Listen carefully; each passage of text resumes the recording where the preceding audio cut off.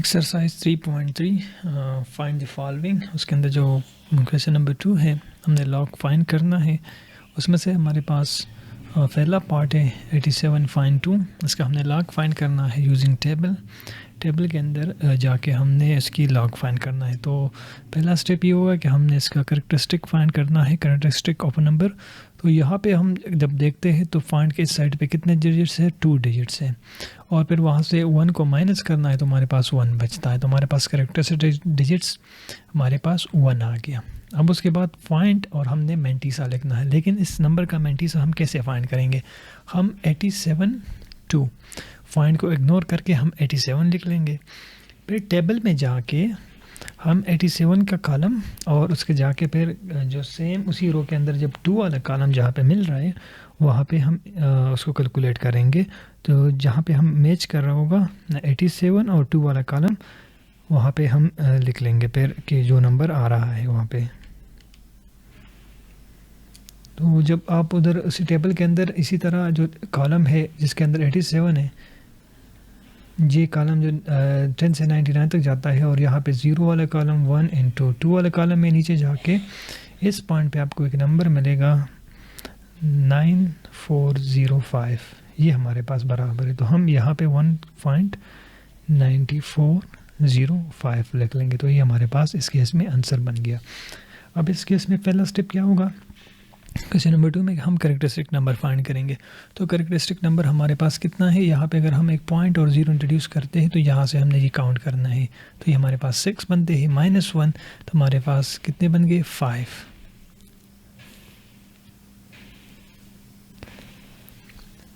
इसके अंदर जो बुक के अंदर है तो इसमें एक 0 नहीं है, तो ये हमारे पास फिर ये 5 बनेगा, -1 तो ये हमारे पास 4 बन जाएगा। तो हमारे पास कैरेक्टरिस्टिक नंबर आ जाएगा 4 फाइंड। अब ये बाकी जो नंबर है इसको हमने लिखना है कि हमारे पास टेबल के अंदर ये क्या बनेगा। आपके हाथ में एक टेबल होना चाहिए, लॉग का टेबल। तो हमारे पास ये नंबर बनता है 5717। जब आप टेबल में देखते हैं और 37 वाले कॉलम रो पे जाके और अगेन आप 37 को जब मैच करते तो आपके पास आएगा 5717। फिर हमारे पास एक नंबर है क्वेश्चन नंबर 3, इसके अंदर है 753। तो हमने पहले कैरेक्टरिस्टिक नंबर जो इस केस में 2 बनता है, ये आपके बुक में लिखा हुआ है कि हमने कैरेक्टरिस्टिक नंबर कैसे फाइंड करना है, ये पहले हमने डिस्कस किया हुआ है। तो हमारे पास ये 2 आ गया फाइंड, और फिर हमने इसी का टेबल के अंदर जाके इसको फाइंड करना है। तो जब हम टेबल में जाके देखते हैं तो हमारे पास एक नंबर आता है इसके अंदर 8767, ये बनता है। इस केस में हमारे पास कैरेक्टरिस्टिक नंबर 0 है, क्यों? क्योंकि यहाँ पे 1 है और -1 थे, हमारे पास 0 होगा। तो हमारे पास 0 फाइंड, और इसके बाद हम उसको अगेन टेबल के अंदर देखेंगे। तो यहाँ से हमारे पास आता है 9642। अब इस केस में क्या होगा कि हमारे पास 0 के लेफ़्ट साइड पे तो कोई डिजिट्स नहीं है, तो हम क्या करेंगे? कैरेक्टरिस्टिक नंबर कैसे फाइंड करेंगे? यहाँ पे जो नॉन ज़ीरो है फाइंड, और एक नॉन ज़ीरो नंबर के बीच में जितने 0 है उसको काउंट करना है। तो यहाँ पे कितने 0 है? 2। उसके साथ हमने 1 को ऐड करना है और माइनस मल्टीप्लाई करना है। तो हमारे पास -3 कैरेक्टरिस्टिक नंबर बन गया। लेकिन इस -3 को हम लॉग के टर्म में ऐसे लिखते हैं 3 बार पॉइंट।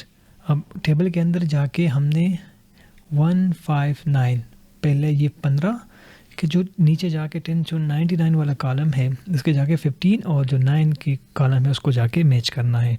तब हमने वहाँ पे ये फाइंड करना है टेबल के अंदर। तो हमारे पास आ जाएगा ये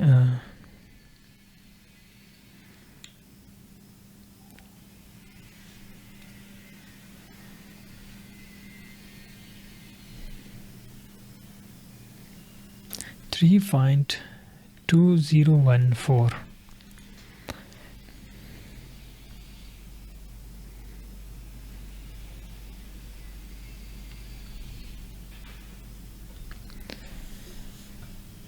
हमारे पास जो वार्ड नंबर 6 है इसके अंदर हम पहले तो हम डिजिट फाइंड करेंगे, कैरेक्टरिस्टिक डिजिट्स।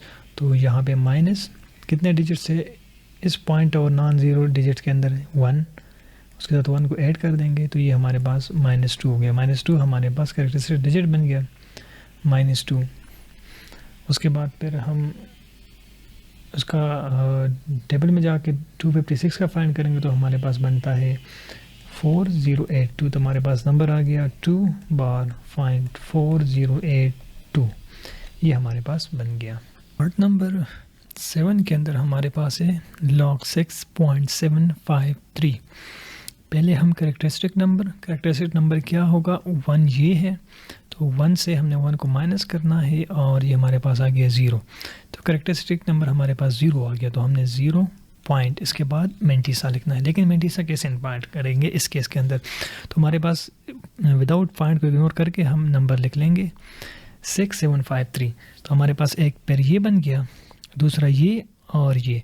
पहले हमने 67 का कॉलम 67 जाके उसका 67 नंबर रो देखना है, उसके अगेंस्ट 5 नंबर कॉलम उसी रो में जाके फिर उसको दोनों नंबर को देखना है। तो हम जाके उस टेबल को देख लेंगे।